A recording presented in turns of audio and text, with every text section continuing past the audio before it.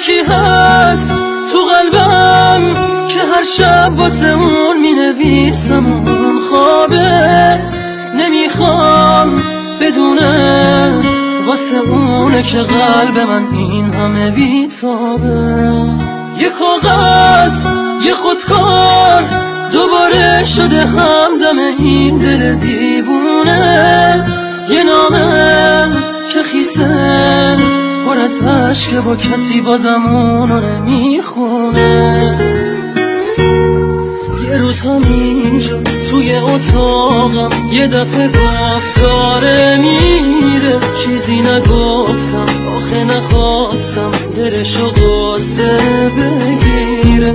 گریه میکردم درو که میبست، میدونستم که میمیرم. اون عزیزم نمیتونستم جلوی راشو بگیرم.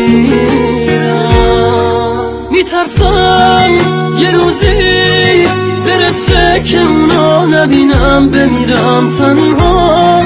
خدایا کمک کن، نمیخوام بدونه دارم جون میکنم اینجا.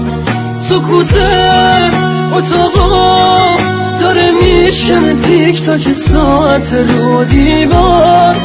دوباره نمیخواد بشه باور من که دیگه نمیاد انگار.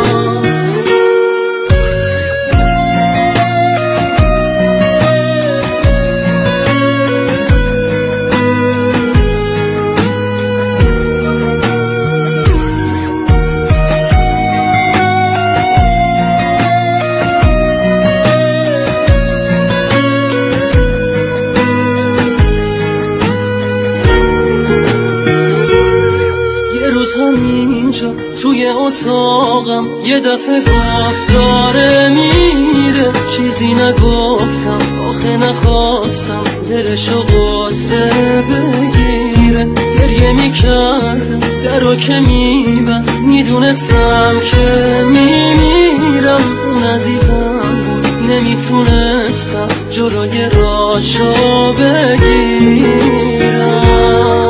یکی هست تو قلبم که هر شب واسه اون می نویسم اون خوابه، نمیخوام بدونه واسه اونه که قلب من این همه بیتابه.